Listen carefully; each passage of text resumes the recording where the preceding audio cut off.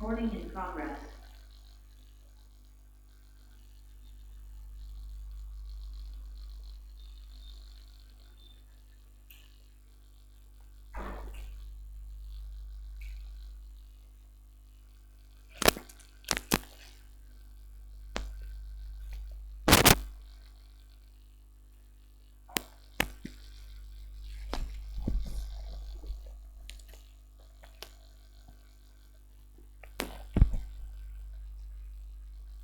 तो बच्चों तो आज हम शुरू करने वाले हैं प्रीवियस ईयर। ओके,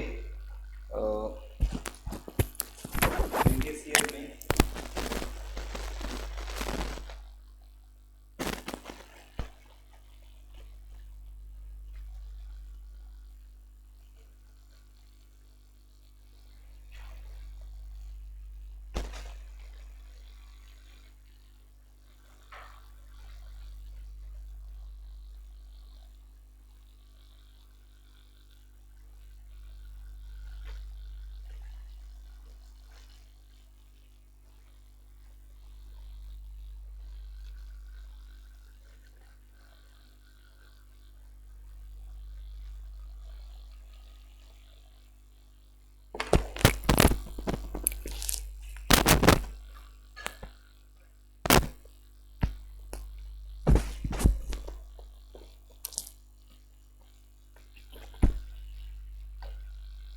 हेडिंग डालो डिस्प्लेसमेंट करंट। ये टॉपिक के एमसीक्यू लेंगे प्रीवियस ईयर में हम पहले। डिस्प्लेसमेंट करंट,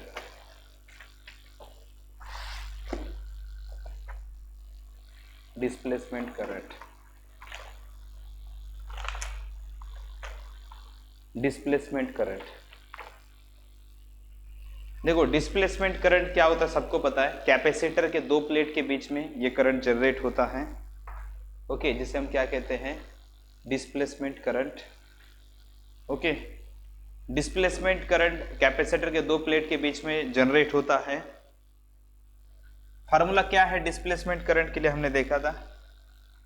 डिस्प्लेसमेंट करंट का फार्मूला क्या है,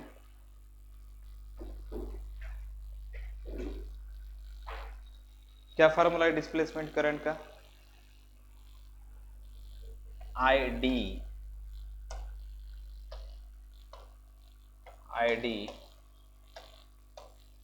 is equal to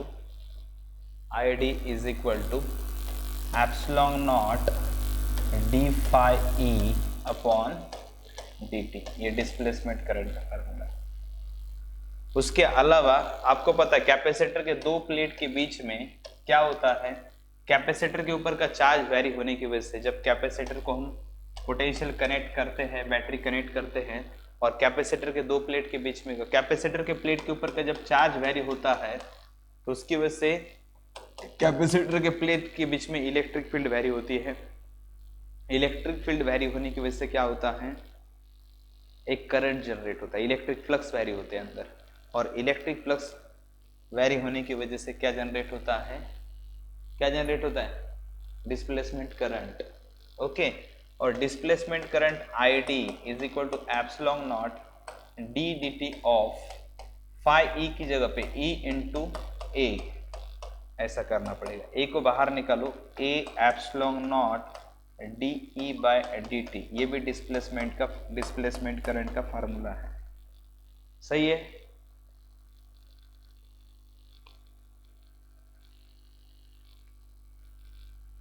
ये डिस्प्लेसमेंट करंट का फार्मूला है। और डिस्प्लेसमेंट करंट का फार्मूला क्या है, I D is equal to, आप सबको पता होना चाहिए, अगर चार्ज वेरी होता है तो उसके वेरिएशन का भी इलेक्ट्रिक मतलब डिस्प्लेसमेंट करंट जनरेट होता है। जैसे I D is equal to, आपको पता है D Q by D T, capacitor plate के ऊपर का अगर चार्ज वेरी होता है तो उसके चार्ज का rate of variation of charge produces displacement current D Q by D T. अब चार्ज की जगह पे आप ये भी लिख सकते हो, कैपेसिटर के बीच में अगर कैपेसिटर का कैपेसिटी सी है, दोनों प्लेट के बीच में पोटेंशियल डिफरेंस अगर वी है, तो D D T of Q is equal to C into V होता है कि नहीं, बोलो। फिर क्या कर सकते हैं आप लोग, C को बाहर निकालो, कांस्टेंट होता है dV बाय dt। ये भी क्या होता है, डिस्प्लेसमेंट करंट। ये भी क्या होता है, डिस्प्लेसमेंट करंट। ऐसे डिस्प्लेसमेंट करंट के बहुत सारे फार्मूलाज हैं और उसके कंसेप्ट भी मैंने आपको बताया है डिस्प्लेसमेंट करंट के कौन कौन से हैं। ठीक है, अब डिस्प्लेसमेंट करंट के ऊपर के न्यूमेरिकल्स देखते हैं। रिवीजन हो गया कंसेप्ट का अच्छे से।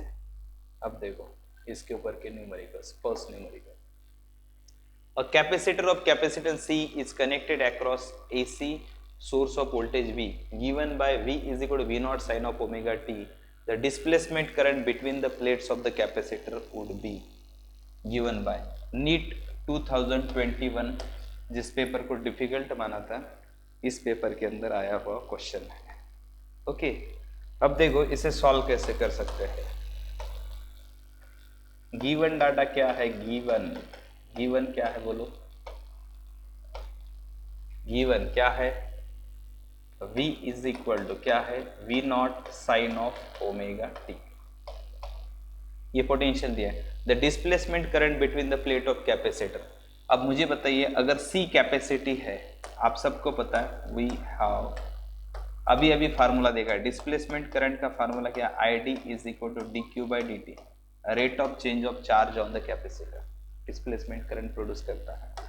अब क्या करेंगे, ID is equal to d dt of Q की जगह पे क्या रखेंगे हम लोग, Q की जगह पे C इंटू V रखेंगे, d dt ऑफ C को बाहर निकालते, C कैसा है, कांस्टेंट है, C को बाहर निकालेंगे dV by dt, C d dt of V की जगह पे क्या लिखेंगे, V not sine of, V की जगह पे V not sine of omega t, ऐसा होगा। सही है। अब क्या होगा, ID displacement current ID equal to C into V naught भी कांस्टेंट है क्योंकि peak value of potential constant ही होगी ना। साइन ऑफ ओमेगा टी का डेरिवेटिव क्या होता है, साइन थीटा का डेरिवेटिव क्या होता है, कॉस ऑफ थीटा होता है कि नहीं, मतलब cos of omega T into chain rule से ओमेगा टी का डेरिवेटिव क्या होता है, ओमेगा। तो इसका आंसर क्या हो जाएगा फिर, displacement current ID is equal to C W V not, C omega V not sorry cos of omega t. कौन सा ऑप्शन है, देखो कौन सा ऑप्शन है, डबल डबल दिख रहा है, बराबर है, बी आंसर है। कोई डाउट होगा तो बताओ, बी आंसर है इसका। ठीक है, कुछ समझा नहीं होगा तो पूछ सकते हो। इंटरेस्टिंग क्वेश्चन लिखो। अभी आप क्या करो पता है क्या, अभी आप ये बुक लो, कैसा, मैंने आपको बुक दिया फिर भी ये बुक लो, मेरा मानो। इसमें कैसा कि अब मैं जितने भी क्वेश्चन लेने वाला हूँ इसके सीक्वेंस के हिसाब से लेने वाला, ओके। और कैसा है, इसमें टॉपिक वाइज दिया है, जैसे डिस्प्लेसमेंट करंट, मैंने जो बुक दिया उसमें शायद ईयर वाइज होगा, देखो चेक करो, अगर इसके जैसा होगा तो कोई प्रॉब्लम नहीं। इसमें कैसा टॉपिक वाइज दिया, ईयर वाइज नहीं, प्रीवियस ईयर, जैसे अभी डिस्प्लेसमेंट करंट के जितने क्वेश्चन है वो मैंने 2 बार दिया आपको। ये बच्चे भी ना बहुत बार मेरी भी, ऐसा है क्या, तो देखो एक बार,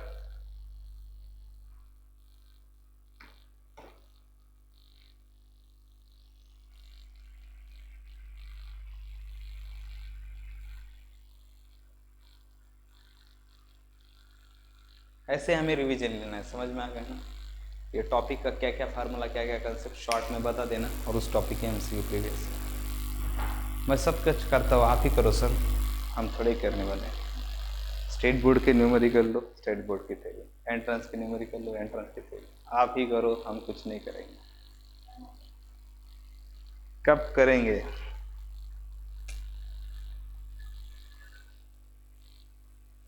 चलो समझ में आ गया ये कंसेप्ट, लिख के हो गया, कंसेप्ट तो क्लियर होगा आपका ये।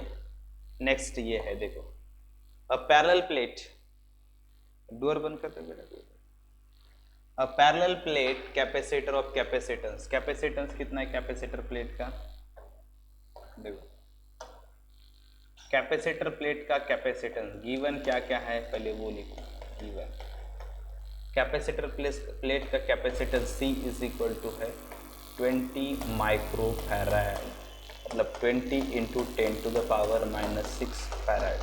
यह है capacity being charge by voltage source whose potential is changing.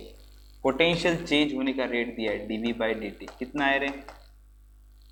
3 volt पर second. The conduction current through the connecting wire and the displacement current through the plate of capacitor would be respectively। Conducting current कितना होगा IC and ID कितना होगा, ऐसा पूछा है। आपको पता है कंडक्शन करंट कैसे होता है? ये देखो, ये कैपेसिटर कनेक्ट करते हैं हम लोग यहाँ पे, और दो कैपेसिटर को हम बैटरी के साथ कनेक्ट करते हैं। ओके, अब सॉरी पोटेंशियल वेरी हो रहा है ऐसा कहा है, कोई तो सोर्स है यहाँ पे, ठीक है, कोई तो सोर्स है जो पोटेंशियल को वेरी कर रहा है। आपको पता है जब पोटेंशियल वेरी होता है तो इसके अंदर कौन सा करंट होता है? Displacement current. कौन सा करंट फ्लो होगा इसके अंदर? अंदर कौन सा करंट फ्लो होगा? Displacement current.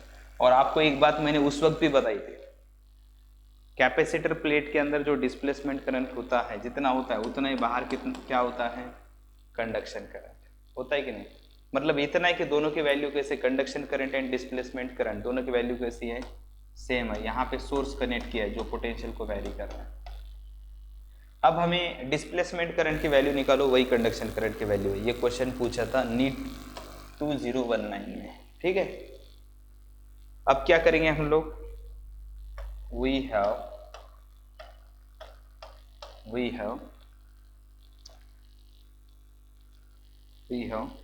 देखो, displacement current is equal to क्या होता है रे? अभी एक फार्मूला देखा था, आप सबको पता है, dQ/dt rate of change of charge on capacitor, है कि नहीं? तो अब क्या करेंगे हम लोग? ID displacement current is equal to क्या लिखेंगे? dQ/dt, dt ऑफ Q की जगह पे क्या रखेंगे? C into V। तो क्या C को बाहर निकालो, C इंटू dV/dt, ये है डिस्प्लेसमेंट करंट ID। C कितना है रे? 20 माइक्रोफैराड, मतलब 20 इंटू 10⁻⁻6 इंटू dV/dt कितना है? 3। तो कितना हो जाएगा ये? 60 इंटू 10⁻⁻6, मतलब ये हो जाएगा 60 माइक्रो एम्पियर बोल सकते हैं। -6 एम्पियर मतलब माइक्रो एम्पियर, दोनों 60 माइक्रो एम्पियर होते हैं। कोई डाउट? चलो लिखो। मजा आ रहा है बच्चों?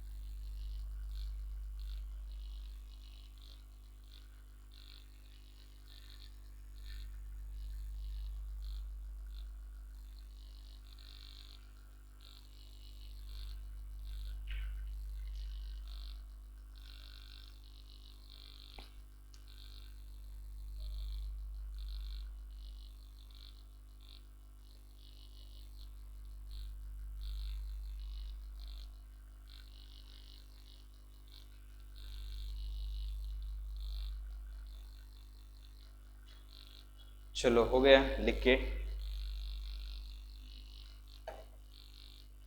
देखो भी।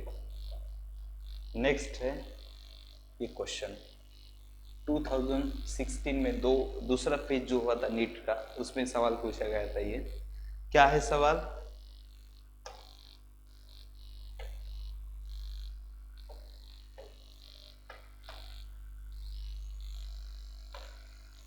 गिवन क्या है? देखो गिवन 100 ओम रेजिस्टेंस कितना है रे?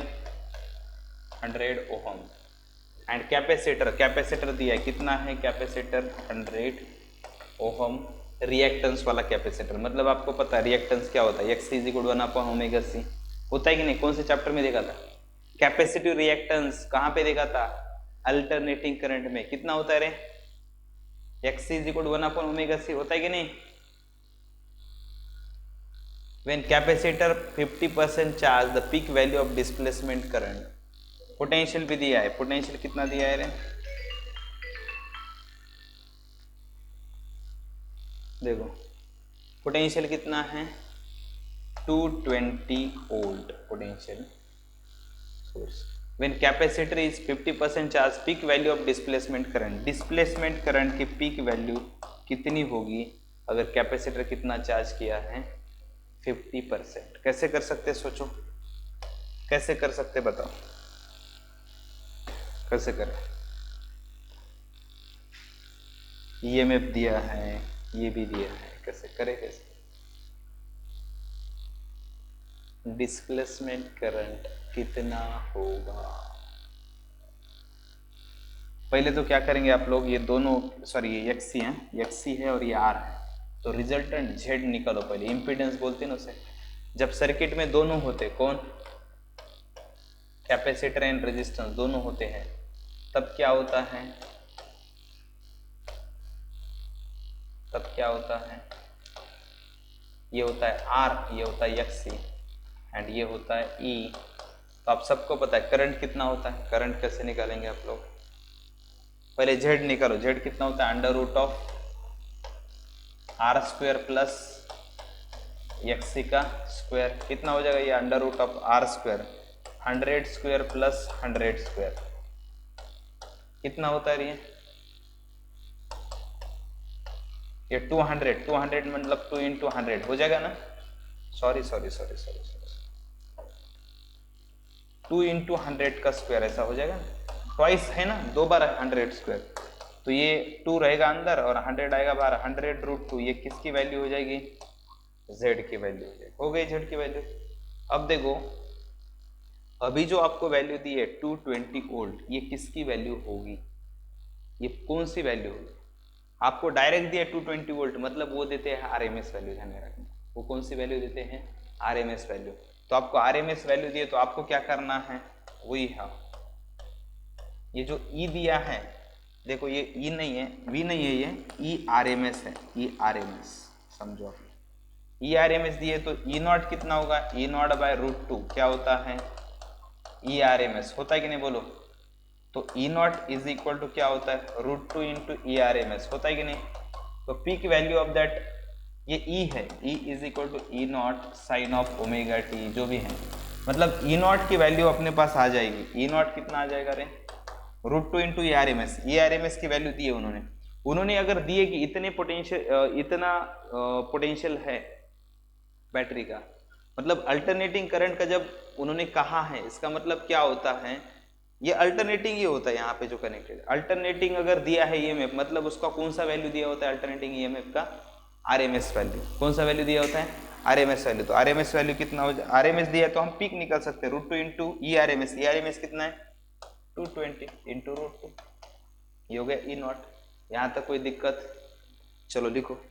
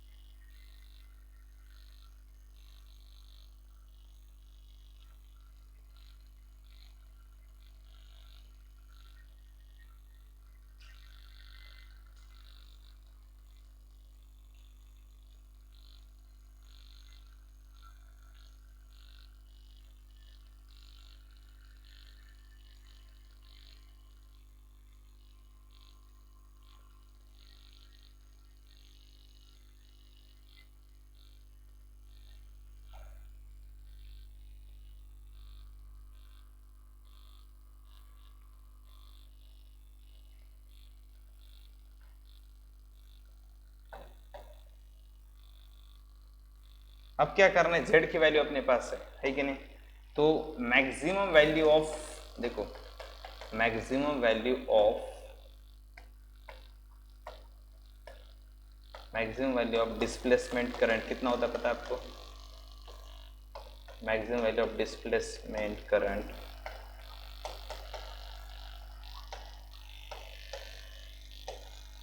या peak value of displacement current is equal to maximum या पीक वैल्यू ऑफ मैक्सिमम और peak value of alternating current AC। Alternating current की जो मैक्सिमम वैल्यू होती है वही किसकी वैल्यू होती है? Maximum value of alternating current यानी conduction current, of course conduction current की जितनी पीक वैल्यू होती है, पीक वैल्यू कंडक्शन करंट की निकालो। कंडक्शन करंट की पीक वैल्यू कैसे निकालेंगे? हम लोग पीक वैल्यू ऑफ EMF को Z से डिवाइड करेंगे। Z यानी रेजिस्टेंस है, टोटल रेजिस्टेंस या total opposition of circuit.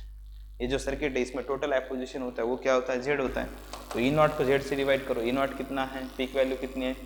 220√2 divide by Z कितना है? एंड Z कितना है? 100√2। आप सबको पता है ये कैंसिल हो जाएगा, 1 0 कैंसिल हो जाएगा, कितना हो जाएगा? 2.2 हो जाएगा कि नहीं? तो ऑप्शन कौन सा है? A 2.2।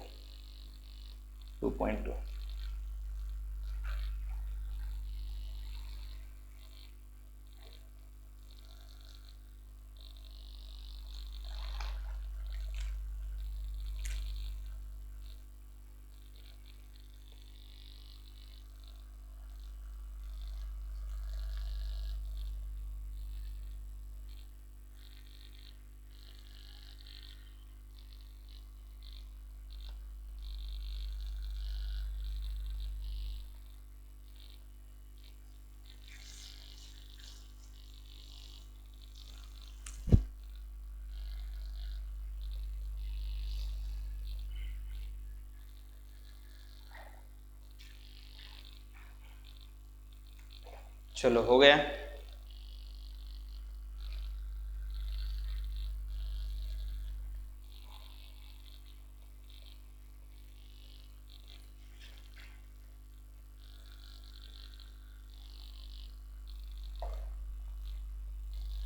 हो गया ना? चलो अभी इलेक्ट्रोमैग्नेटिक, एक मिनट, इलेक्ट्रोमैग्नेटिक वेव्स करना चाहिए था, उन्होंने हेडिंग में गलती की। Okay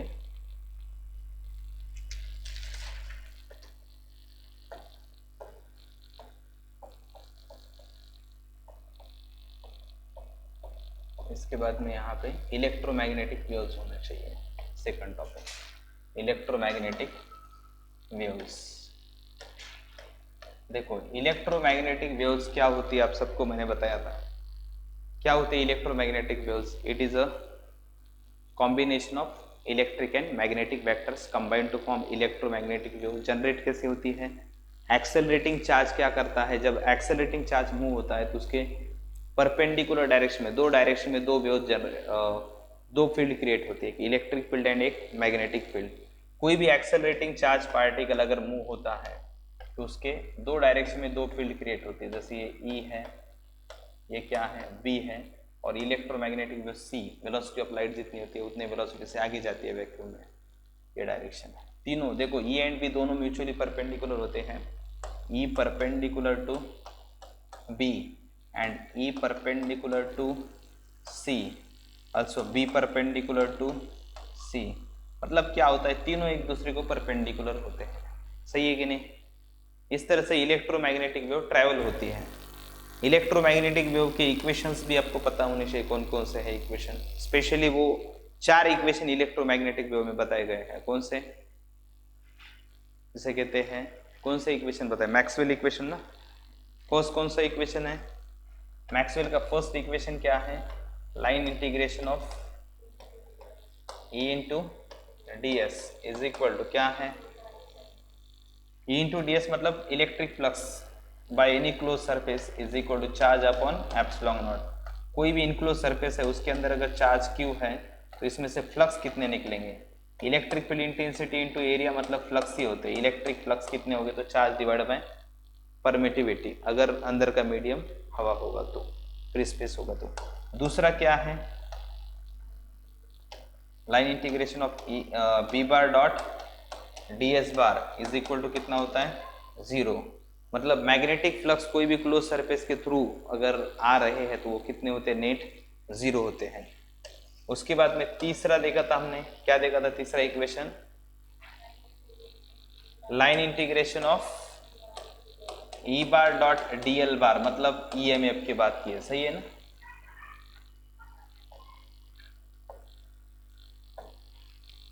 E bar dot D L bar is equal to क्या है, EMF is equal to minus of d phi B, magnetic flux change होने का रेट। ये फैराडेज लॉ है, सबको पता है। इलेक्ट्रिक फील्ड इनटू डिस्टेंस या लेंथ यानी EMF, EMF is equal to rate of change of magnetic flux. कोई भी कॉइल से एसोसिएटेड ईएमएफ कितना होता है, rate of change of magnetic flux.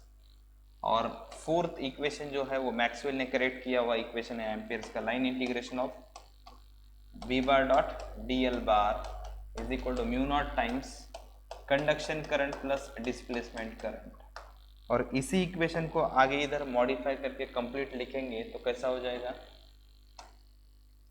कैसा हो जाएगा ये,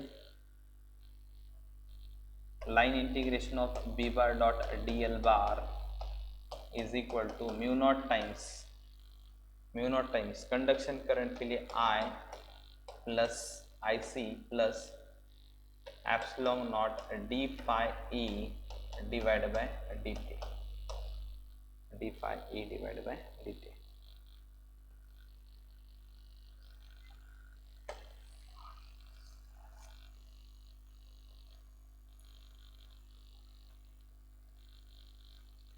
ये है 4 इक्वेशन जिसके ऊपर इलेक्ट्रोमैग्नेटिक वेव चलती है, इसे मैक्सवेल्स इक्वेशंस कहते हैं। ओके, तो समझ में आ गया ना।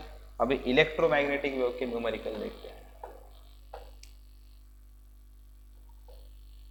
चलो नीट 2021 में, मतलब प्रीवियस ईयर में ये सवाल पूछा गया था। तो इसमें क्या पूछा है देखो, लेटेस्ट क्वेश्चन है, for a plane electromagnetic wave propagating in x direction, which of the following combination use the correct possible directions of electric and magnetic field। एक ही साल में EM वेव्स के 2 क्वेश्चन पूछे गए। देखो इतना छोटा चैप्टर, 2 क्वेश्चन उसके ऊपर। क्या कहते हैं, E एंड B के पॉसिबल वैल्यूज कौन कौन से हो सकते हैं, direction of electric field E and magnetic field B respectively. देखो electric field and magnetic field अभी अभी मैंने क्या कहा है, mutually perpendicular to each other. तो आपको जो भी वैल्यू दी है ना, अगर ई बार आप सबको मैंने क्या बताया, E bar is perpendicular to B bar, इसका मतलब ई बार डॉट बी बार अगर लेंगे तो क्या होना चाहिए, डॉट प्रोडक्ट 0। क्या होना चाहिए, डॉट प्रोडक्ट 0। अगर डॉट प्रोडक्ट अगर 0 हो गया तो फिर ई बार डॉट बी बार 0 है, मतलब हमें क्या करना है, ये होना ही चाहिए। अगर ई एंड बी अगर परपेंडिकुलर है तो डॉट प्रोडक्ट 0 होना चाहिए। अब इसमें से एक एक ऑप्शन का डॉट प्रोडक्ट करके देखो, कौन से ऑप्शन का डॉट प्रोडक्ट 0 होता है, वही आंसर होगा। देखो कौन से ऑप्शन का डॉट प्रोडक्ट 0 होता है। इन दोनों का हो सकता है कि देखो माइनस जे प्लस 1, आपको पता है यूनिट वेक्टर का डॉट प्रोडक्ट 1 होता है। माइनस जे प्लस 1 एंड के क्या हो जाएगा, प्लस 1, 1 प्लस 1 2 बन रही है, माइनस माइनस प्लस जे नहीं। ए ऑप्शन का क्या हो रहा है पता है आपको, माइनस माइनस प्लस जे 1 प्लस के 1, कितना हो रहा है ये 2। उसके बाद में बी ऑप्शन की तरफ जाएंगे तो जे क्या हो जाएगा 1 प्लस के 1, कितना हो रहा है 2। सी ऑप्शन की तरफ जाओ, देखो माइनस जे कितना हो रहा है प्लस 1 एंड के माइनस के कितना हो रहा है माइनस 1, कितना हो रहा है फिर ये 0। बिल्कुल सही लग रहा है मुझे ये, क्योंकि डॉट प्रोडक्ट इसका आ रहा है 0। एंड लास्ट का ऑप्शन देखो जे देखो डी ऑप्शन में देखो जे माइनस 1 के माइनस 1, कितना हो रहा है ये। तो इसमें से कौन सा ऑप्शन है, सिर्फ सी ऑप्शन आंसर है। क्लियर हो गया। तो इस तरह से इसे हमें सॉल्व करना पड़ता है। नेक्स्ट क्वेश्चन देखो, ये है नीट 2020, ओके, मतलब उसके पहले वाले ईयर में ये मेल्स का ये क्वेश्चन आया था। कैसे सॉल्व कर सकते देखो, light with an average flux, light के फ्लक्स दिए हैं, फ्लक्स एक्चुअली क्या है ये जो दिया है इस यूनिट से आपको आइडेंटिफाई करना आना चाहिए। वैट पर सेंटीमीटर स्क्वायर ये किसका यूनिट है? Joule per second, joule per second per metre square या सेंटीमीटर स्क्वायर, किसका? इंटेंसिटी का यूनिट है, समझो। Watt per metre square power divide by area मतलब इंटेंसिटी होती है।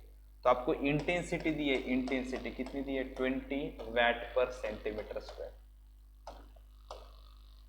Falls on non reflecting surface, surface कैसा है बच्चों?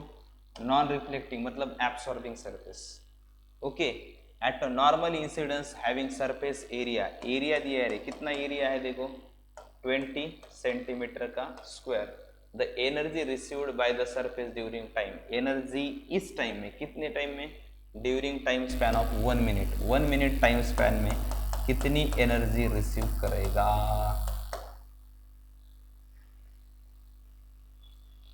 1 मिनट यानी क्या है? 60 सेकंड। एरिया 20 सेंटीमीटर स्क्वायर है, कोई बात नहीं, हम लोग एक तो सेंटीमीटर को मीटर में भी जूल में करना ही पड़ेगा। 20 सेंटीमीटर है मतलब 10 टू द पावर -2 का स्क्वायर, कितना हो जाएगा ये? 20 इंटू 10 टू द पावर -4, ये एरिया है मीटर स्क्वायर में। उसके बाद में 20 वैट पर सेंटीमीटर, 20 वैट पर सेंटीमीटर स्क्वायर, सेंटीमीटर यानी है 10 टू द पावर -2 का स्क्वायर, कितना हो जाएगा? 20 into 10 to the power -4, of course +4 ऊपर जाके, वैट पर मीटर स्क्वायर हो जाएगा। सही है। और टाइम को भी इसमें कन्वर्ट किया, किसमें? एसआई यूनिट में कन्वर्ट किया, तीनों को कन्वर्ट किया। हमें क्या निकालना है? एनर्जी 1 मिनट में कितनी मिलेगी? एनर्जी इज इक्वल टू क्या हो जाएगा देखो, इंटेंसिटी यानी क्या होता है, आप सबको पता है, इसको जूल में कन्वर्ट करना है, किस किस को मल्टीप्लाई करना पड़ेगा आपको खुद ही समझेगा। वैट यानी क्या होता है सबको पता है, जूल पर सेकंड। तो हम लोग क्या करना पड़ेगा, इंटेंसिटी को पहले एरिया से मल्टीप्लाई करो, फिर टाइम से भी मल्टीप्लाई करो। आपको पता है इंटेंसिटी यानी क्या होता है, intensity is nothing but energy per unit area per unit time, ऐसा होता है। लगे तो मैं इसे यू से रिप्रेजेंट करता हूँ एनर्जी को, इलेक्ट्रिक फील्ड भी होती है इसमें, कंफ्यूज होते हो। Energy per unit area per unit time क्या होता है? इंटेंसिटी। इसका मतलब इंटेंसिटी को एरिया, इंटेंसिटी को अगर हम लोग एरिया एंड टाइम से मल्टीप्लाई करेंगे तो हमें क्या मिल जाएगी? क्या मिल जाएगी? एनर्जी। तो अब इंटेंसिटी, इंटेंसिटी कितनी है देखो, 20 into 10 to the power 4 into area क्या है 20 into 10 to the power -4 into 60 से मल्टीप्लाई करो, क्या आता है देखो, ये एनर्जी जूल में होगी है। 20 इंटू 20 क्या होता है देखो, 400 एंड 400, ये +4 -4 तो जाने वाला है, 400 इंटू 60 कितना होता है? 24, और कितने जीरो होते हैं फिर? 3 जीरो, दिख रखा है क्या? 24 and 10 to the power 3 joule. कोई डाउट? लिखो। मजा आ रहा है कि नहीं बच्चों?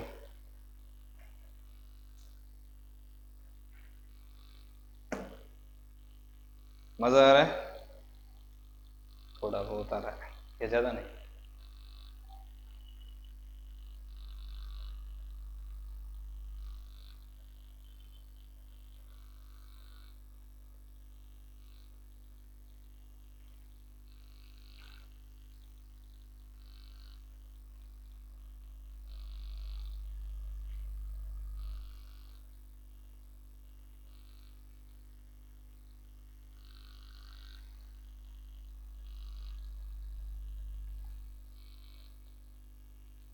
मैं देख रहा हूँ हर साल 2-2 क्वेश्चन दिख रहे हैं मुझे तो।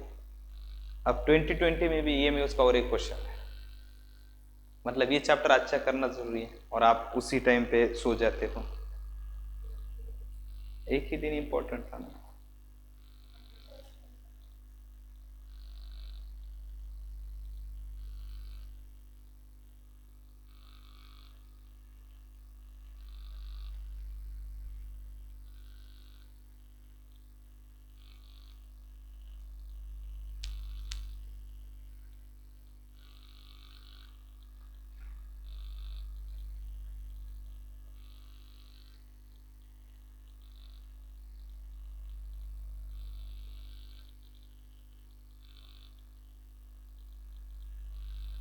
चलो हो गया।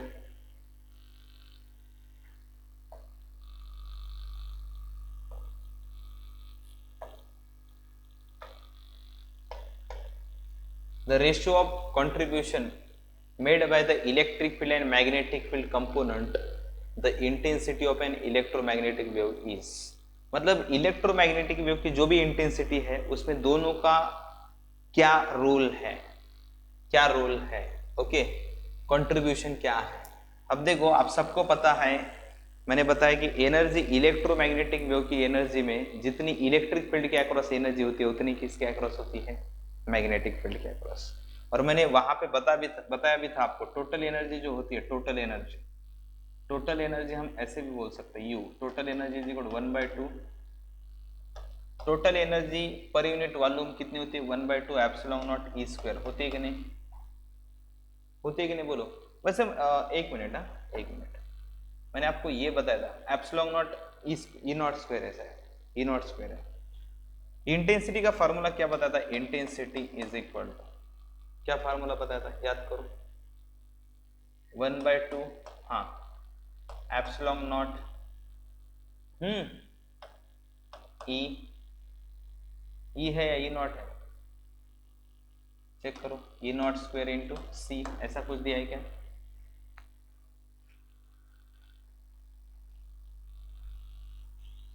है कि नहीं, ऐसा चेक करो,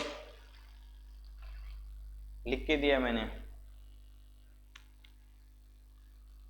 और दोनों आपको पता है दोनों की एनर्जी सेम होती है, दोनों की एनर्जी सेम होती है। मैंने क्या कहा है, अगर दोनों की एनर्जी, ये इंटेंसिटी का फार्मूला है, इवन ये फार्मूला मैग्नेटिक फील्ड के फॉर्म में भी लिख सकते हैं, 1/2 B not square divide by mu naught into C, दिया है क्या। मतलब क्या होता है कि दोनों की एनर्जी देखो, intensity due to energy of magnetic field and energy of electric field दोनों सेम ही होती है। मैंने इक्वेट करके भी बताया था दोनों को, मैंने कहा था कि ये और ये सेम ही है, 1/2 epsilon not E not square and 1/2 B not square divide by mu not, दोनों कैसे होती है, इक्वल होती है, इसलिए इनका रेशो क्या होता है, 1:1। क्लियर हो रहा है कि नहीं, एनर्जी सेम है मैग्नेटिक फील्ड की वजह से और इलेक्ट्रिक फील्ड की वजह से, इसलिए दोनों का रेशो इंटेंसिटी में कंट्रीब्यूशन दोनों का इक्वल है, 1:1। ठीक है,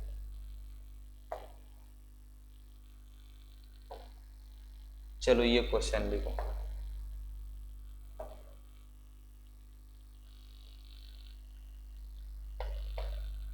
for transparent medium relative permeability and permittivity.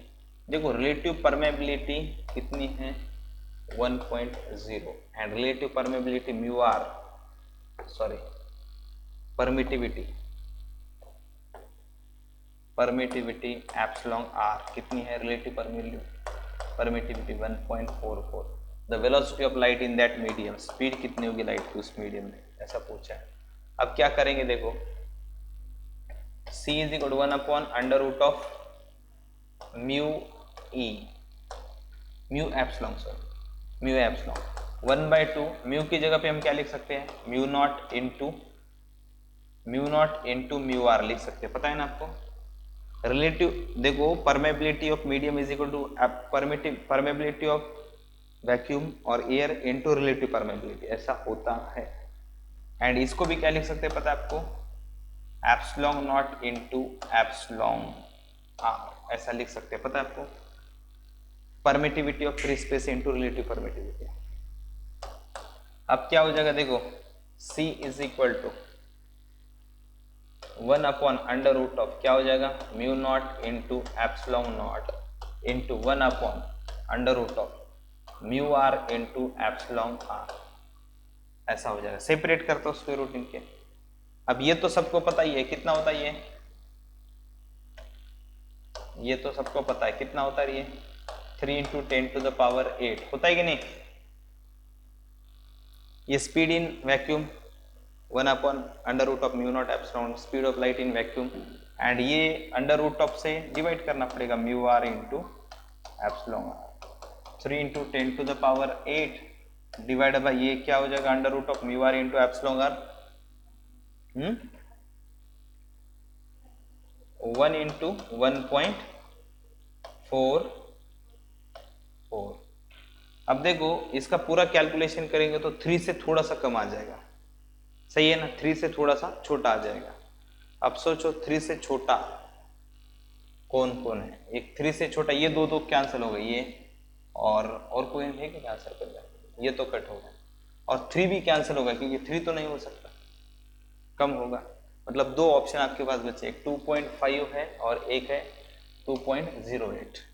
अब सोचो दोनों में से कौन हो सकता है, कैलकुलेशन करके 144 करो उसे, मतलब 12 बन जाएगा स्क्वायर रूट के बाहर, तो 1.2 से डिवाइड करना पड़ेगा कुछ मेरे हिसाब से, देखो कैलकुलेशन करो आगे।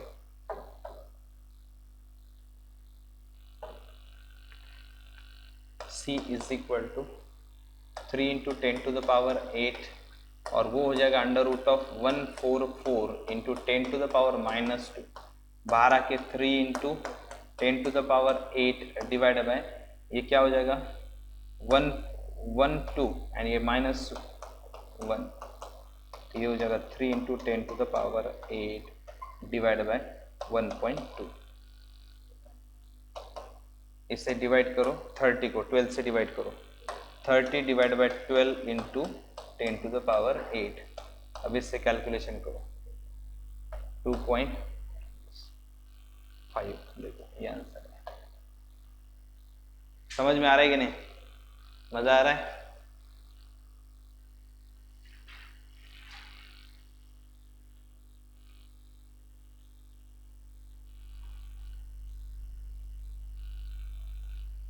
अब आप EM वेव्स के लेक्चर कर लो पहले, फिर उसके आगे के हम लोग क्वेश्चन करते हैं, ठीक है। ज़्यादा क्वेश्चन हम नहीं कर पाए आज, कल इसके आगे का पार्ट कंटिन्यू करते हैं। वैसे आप एक बार थ्योरी करने के बाद में ज़्यादा टाइम नहीं लेंगे, लेकिन आपको एक बार करना पड़ेगा।